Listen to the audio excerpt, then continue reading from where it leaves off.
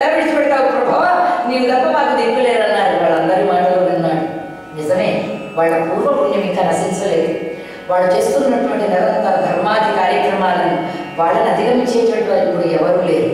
సమయం వచ్చినప్పుడు మిమ్మల్ని తప్పకుండా నేను రక్షించి తిరగాను, అంతవరకు వెళ్ళి చక్కగా బాధలు పడండి అన్నారు. అలా ఎప్పుడైతే అన్నారో విష్ణుమూర్తుల వారు, వీరందరూ స్వామివారు అభయం ఇచ్చారు కాబట్టి మాకు అదే చాలు అనుకొని పరమానంద భరితులై వెళ్ళిపోయారు అక్కడి నుంచి దేవతలు. అలా వెళ్ళిపోయిన తర్వాత కొంతకాలం జరిగిన తర్వాత నారాయణుని యొక్క సంకల్పం ఒక రూపాన్ని ధరించేటువంటి సమయం వచ్చింది.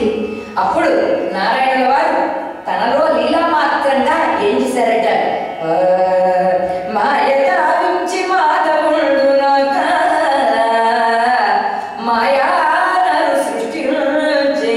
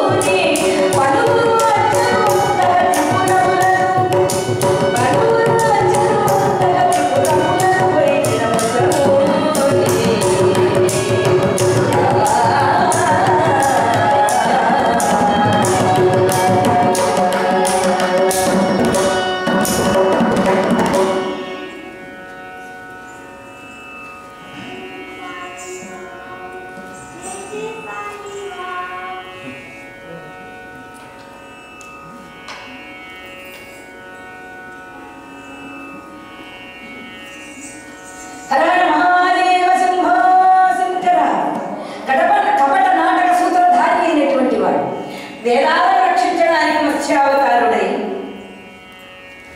దేవతలను రక్షించి అమృతాన్ని పుట్టించడానికి కూర్మనాథుడై వాడున్నాడు. హిరణ్యాక్షుడు అప్పుడు ఉండేవాట. వాడి పేరు చూడండి ఎంత గమ్మత్తుగా ఉంటుందో. హిరణ్యం అంటే భూమి మీద బంగారం. వాడి కన్నెప్పుడు బంగారం మీద భూమి మీదే ఉంటుందన్నమాట. వాడిని ఇచ్చిన పెద్ద కబ్జా దానికి ఎవరు లేదండి వరకు. అందువల్ల వాడు ఎవరైనా 10 ఎకరాలు కావాలనుకుంటారు, 1000 ఎకరాలు కావాలనుకుంటాడు. వీడు మొత్తం భూమినే కబ్జా చేయాలనుకున్నాడు. ఏకంగా చేసేసాడు. భూమిని చాపకి పోయి రసాతలంలో దాక్కున్నట్ట. 14 రకాలు ఉన్నాయి కానీ భూలోకం లేదండి. అలా దాక్కుంటే ఈయన అప్పుడు వరహావతారమూర్తి వరహావతారుడు వెళ్ళి చంపేశాట. ఆ తరువాత హిరణ్యకశిపుడైనాడు ఈయన నారాయణుడు. ఇన్ని అవతారాలు ఎత్తినటువంటి స్వామి అమ్మవారి లక్ష్మీదేవి వైకుంఠంలో ఏమైనా ఉండేది లేదా? ఎన్ని అవతారాలు ఎత్తుతారు ఇలాగా మీరు? ఏమిటి మీ విషయం? వెళ్ళారు కదా, ఇప్పటికే వెంకటేశ్వర స్వామి వారి మీద 7 కోడలై ఉన్నారు, ఇంకెన్ని అవతారాలు ఎత్తారు? కాబట్టి మీలో ఏదైనా అంశాన్ని గుర్తించండి తప్ప మీరు మాత్రం అవతారం ఎత్తకండి అని ఆవిడ. సరే లక్ష్మి, ఇన్నాడు పెళ్ళం మాట వినని వాడు అనుకున్నాము, ఇక వెళ్తున్న ఒక్క మాట ఏదన్నా మా ఆవిడ మాట వింటాను అన్నట్టు అంటా పుట్టిదే. అన్నీ విన్నట్టు ఈయన నటిస్తూ ఉంటాడు అనమాట. ఈయన ఏది అనుకున్నాడో అదే చేస్తూ ఉంటాడు ఈయన. ఏమండి, అందువల్ల శ్రీమన్నారాయణ వారు ఏం చేశారట, తన నుండి ఒక దివ్య అంశను సృష్టించాట. ఒక నరునిగా సృష్టించి అతనికి అరిహన్ అనేటువంటి నామకరణం చేశారట. ఆయన నుండి 4 శిష్యులు పుట్టారట. ఇంకా ఆయనకు తోడుగా ఋషి, యతి, కీర్యుడు, ఉపాధ్యాయుడు అనే 4 శిష్యులు కూడా పుట్టారట. ఆ హరిహన్ అనేటువంటి భాగవాడు మంచి తెల్లనైనటువంటి గుండుతో, మంచి కాషాయ వస్త్రాలతో, మెడలో ఉండేటువంటి రుద్రాక్ష పూసలతో, బ్రహ్మాండమైనటువంటి విభూతి పట్లతో, మధ్యలో కుంకుమ బొట్టుతో, ఏమండి ఎలా ఉన్నాడంటే మంచి ఎత్తుగా సౌష్ఠవంగా అంత ఎత్తుగా నిలబడ్డాట. అతను సృష్టింపబడడం ఏమిటి? నారాయణుని యొక్క పాదాల మీద పడి ప్రార్థించట మహానుభావుడు నారాయణ. నారాయణ జగన్నాథ వారిజాసన వందితగా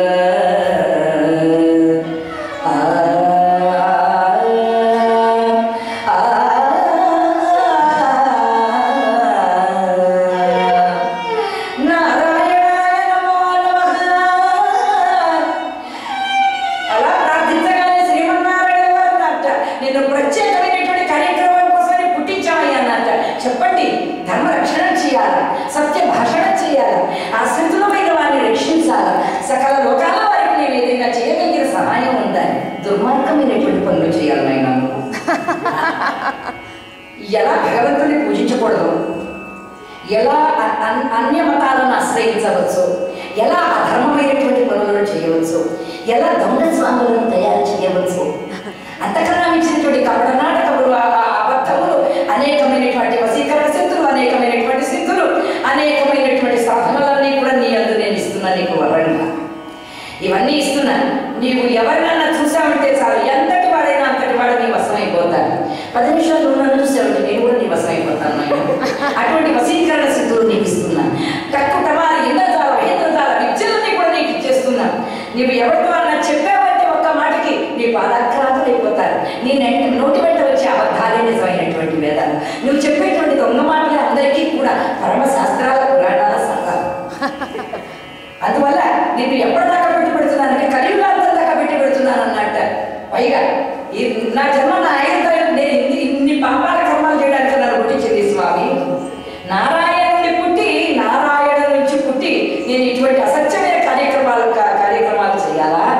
ఇంత అధర్మబద్ధమైన జీవితాన్ని నేను గడపాలన్నాడు. ఏం పర్వాలేదు నాయన, కలియుగంలో ఇలాంటి వాడే చాలా అవసరం నాయన. ఎందుకంటే మన వాడు కలియుగంలో ఉండేటువంటి పీపుల్ ఎట్లాంటి వాడంటే రావణాసురుని హీరో చేస్తారు. ఎందుకు హీరో చేస్తారంటే వాడు ఎటువంటి వాడి క్యారెక్టర్ ఎట్లాంటిది క్షణం కూడా ఆలోచించరు. వాడు సకల లోకాల వాళ్ళందరినీ పీడించేస్తారు, ఆడవాళ్ళందరి జీవితాన్ని నాశనం చేస్తారు, ధర్మంగా ఉన్న వాళ్ళందరినీ అడ్డంగా నరికేస్తాడు. వాడు అందరి సంపదలు వాడు అక్కడే దోచుకుంటాడు. మహాలక్ష్మి అమ్మవారైనా సరే మానవ రూపం వస్తే ఎత్తుకొని పోయి ఆమెను కూడా బలత్కారం చేయాలని చూస్తాడు. అటువంటి నీచుణ్ణి హీరో చేయాలనుకుంటారు కలియుగ జనులు. దుర్యోధనుడు లాంటి వాళ్ళు హీరోయిజాన్ని వెతుకుతారు. ఆడవాళ్ళ జీవం ఒలిపించినటువంటి వాడి మీకు హీరో. అందువల్ల కలియుగంలో నీలాంటి హరిహరులు చాలా అవసరం ఆయన. అందువల్ల ఇప్పుడు నేను త్రిపురాసురులను నాశనం చేయడం కోసం అనేటువంటి విషయంతో నేను ప్రవేశపెట్టినా నీ ప్రధాన క్షయం అదే. అందువల్ల నువ్వు ఒక్కడైతే ప్రచారం చేయలేమని 4 శిష్యుని కూడా నీకు ఇచ్చాను. ఋషి యతి కిర్యుడు ఉపాధ్యాయుడు అని 4 కూడా 4 కపట వేషాలు వేసుకొని మంచి గుడి కొట్టుకుని బ్రహ్మాండమైనటువంటి నామాలు దట్టించి కాషాయ వస్త్రాలు కట్టుకొని ప్రపంచంలో ఉన్న వాళ్ళందరినీ చెడగొట్టేది నాయన అని చెప్పానని వెనువెంటనే ఆ హరిహరుల వారికి అనేకమైన దివ్య శక్తులు ఇచ్చేసాక స్వామి ఈ పాపానికి నా దేవుని నిష్కృతేనా అన్నట్ట. కలియుగాంతంలో చూద్దాంలే, మొదలు చెప్పిన పని చేయాలన్నారు. అలా అని ఎప్పుడైతే నారాయణ వారు అన్నట్ట, ఆ త్రిపురాసురులు శివశక్తితో ఉన్నటువంటి వాడు, శివభక్తితో ఉన్నటువంటి వాడు, వాళ్ళని వశం చేసుకోవడం నా వల్ల అవుతుందా స్వామి అన్నట్ట. కానీ రోజున నేనున్నాను కదా, మీ చేత అలా దుర్మార్గాలు చేయించాలి, నేను అలా చేయిస్తా, వెళ్ళండి అన్నాడు. ఎందుకంటే త్రిపుర నాశనం అంత సృష్టికి అవసరం. ఒక పెద్ద ప్రయోజనాన్ని సాధించాల్సి వచ్చినప్పుడు, గొప్పగా లోకరక్షణ చేయాల్సిన అవసరం వచ్చినప్పుడు, ఒక దుర్మార్గాన్ని రూపమావలసి వచ్చినప్పుడు భగవంతుడు కూడా ఏం చేస్తాడండి, ఎటువంటి వాళ్ళని వాళ్ళ దగ్గర పంపించాలి అటువంటి వాళ్ళని పంపిస్తాడు అన్నమాట. ఇది నారాయణుడు కపట నాటక సూత్రధారి అనేటువంటి మాటను నిజం చేస్తూ ఈ హరిహరం అనేటువంటి ఆయన్ని పంపించారు. స్వామి ఆ త్రిపురాసుడు యొక్క లోకాలు అలా అలా అలా తిరుగుతూ ఉంటాయి ఏటో గోళాలాగా, నేను అక్కడికి వెళ్ళగలను అన్నట్టు నేను శక్తిస్తున్నాను. ఏ లోకానికన్నా వెళ్ళిపోగలవు అక్కడ వెళ్ళాలనుక అలా అనడం ఏమిటి? వెంటనే ఆయన ఓం శివోహం అనుకుంటున్నట్ట. తిన్నగా ఎక్కడికి ప్రవేశించారండి? శిష్యుడు 100 మంది పుట్టేస్తున్నారు ఆయనతో పాటు. అనేక మంది కుహనా సన్యాసులందరూ, దొంగ సన్యాసులందరూ కూడా వేసేస్తున్నారు. అప్పటికప్పుడు అనేకమైన సృష్టించి ఇచ్చేస్తారు. కనిపించినటువంటి పేదవారు ఉన్నారనంటే వాళ్ళకి కావాల్సినటువంటి బ్రహ్మాండమైనటువంటి ఇల్లు ఇచ్చేస్తారు. కొంతమంది ఇలా ఇలా దొరకడం ఏమిటి? ఆ విభూతుల్లో నుంచి వచ్చేస్తూ ఉంటాయి అనమాట. బంగారు కాసులు చేస్తూ ఉంటాయి, ఇంకా ఏవేవో వచ్చేస్తూ ఉంటాయి అనమాట. ఈ త్రిపురాసురుల లోకాలలో ఉన్న వాళ్ళందరూ రాక్షసులందరూ ఆశ్చర్యపోతున్నారు.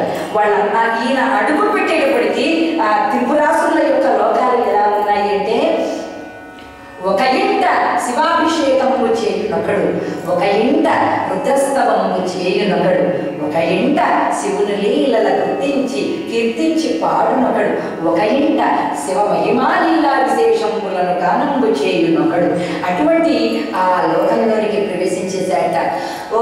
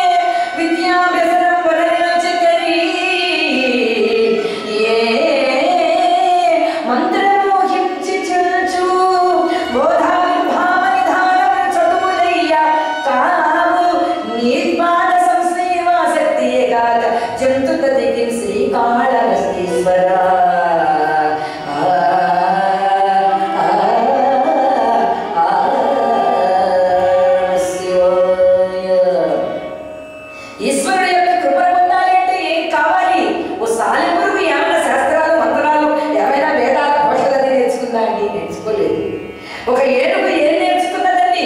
ఎక్కడైనా సరే పురాణాలు చదువుతుందా అది? ఆ పైన పాము ఎవరి దగ్గర శాస్త్రాల మర్మాలన్నీ తెలుసుకున్నది? చెంచువాడైనటువంటి భక్త కన్నప్ప ఏ మంత్రోపదేశాలను పొందాడు? పరమేశ్వరుడి కృప పొందాలి అంటే ఏమీ అవసరం లేదు. అపారమైనటువంటి శివభక్తి అనేటువంటిది ఒకటి ఉంటే చాలు. పరమేశ్వరుడి యొక్క కృప చాలా సులభతరమైనటువంటిది. అటువంటి భక్తిని పొంది ఉన్నారు ఈ త్రిపురాసురులు. అక్కడ నుంచి నడిచి పెడుతున్నట్టు ఈయన ఈ హరిహర నడిచి పెడుతూ ఆశ్చర్యపోతున్నాడట. ఓం శివాహం శివాహం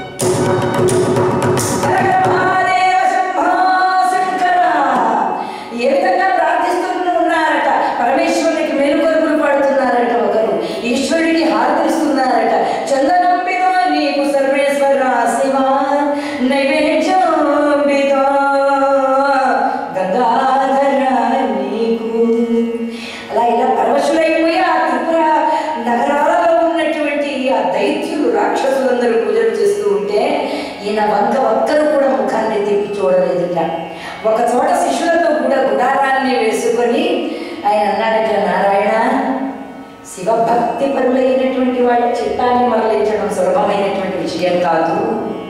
నీ మాయాశక్తి ఉంటే తప్ప వీళ్ళ మనసులను మరలించడం ఇక్కడ కావాలి కదా. నీవు ఎంత నిలబడగలిగిన వాడివి, ఎంత సత్యసంధుడివి అనేటువంటిది మాయ ప్రకోపించి వచ్చినప్పుడు ఆ మాయ